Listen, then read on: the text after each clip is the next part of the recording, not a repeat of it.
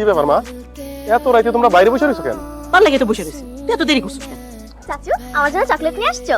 আরে মা, আমার কলিজাটার লেগে চকলেট আনবো না তা কি হয়? এই নাও চকলেট, মারে যায় বলো চাচু ডাক যাও। এত রাইতেছে ঘুম পারাইবা না? তার লেগেই তো ঘুমাইতেছে, কইতেছে চাচু আইলে ঘুমাই, চাচুর মধ্যে জাদু আছে। কি স্যার আসলে আমরা ডাকছো?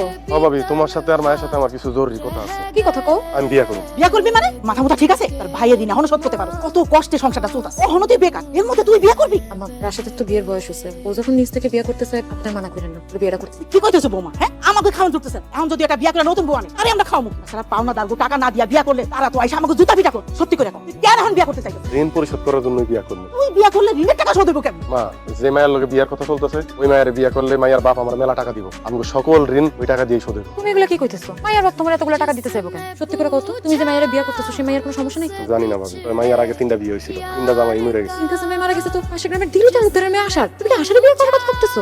ভাবি, আমি আশারই বিয়ার কথা কইতাছি। তুমি মায়ের বিয়ে করতে পারবা না, আর ওই মায়া তো বিয়ে করে স্বামী খায় ফেলায়, ওরে বিয়ে করলে তুমিও মরে যাবা। আমি তোমার ওই মায়ের বিয়ে করতে দিব না। আমি একটা বলা হারাইছি, আমি তোরে হারাইতে চাই না। ওই মেয়ের বিয়া করলে তো তুই মরে যাবি রে বাপ। আমি তো এখনো মরেই আছি মা, পাওনাদার ঋণগুলি পরিশোধ করতে পারতেছি না। মানুষ আমার মরা বাইরে নানান ধরনের কথা কইতেছে, পাওনাদাররা কোন নজর আমার ভাবির দিকে তাকাইতেছে, নানান ধরনের ইঙ্গিত করতেছে। মা, আমার ভাই বাইচা থাকলে কি এটা সহ্য করতো? মা, আমি কেমনে সহ্য করি? তোমকে মুখে 2 বেলা ঠিক মতো ভাত তুলে দিতে পারতাছি না। আমি আমার বাপ মরা ভাতির চাহিদাগুলি আমি পূরণ করতে পারতাছি। এইটারে বাইচা থাকুন কয় না মা, এইটারে বাইচা থাকুন কয় না। তুমি মনে হয় ভুলে গেছো, আমি আমার ভাইয়ের লাশের সামনে কথা দিছি যে 1 মাসের মধ্যে পাওনাদারকে সব টাকা আমি পরিশোধ করে দিব। কিন্তু মা, আমি তো পারতাছি না, আমি পারতাছি না মা। যদি ওই মায়ের বিয়া করতে যায় আমার মৃত্যু হয়, আমি সেই মৃত্যু হাসি মুখে বরণ করে নিব, কারণ ওই মাইয়ার বাপের টাকা দিয়ে আমার ঋণ পরিশোধ হইব। সেই ঋণ পরিশোধ করতে পারলে আমার ভাবির দিকে আর কেউ কোন নজরে তাকাইতে পারবো না, আমার ভাই কবরে শুয়ে আর কষ্ট পাইবো না। মা, আমি কালকেই ওই বাড়িতে যাবো, তাই বিয়ার সব কথাবার্তা ঠিক করবো, এরপরে আমার কপালে যা আছে তাই।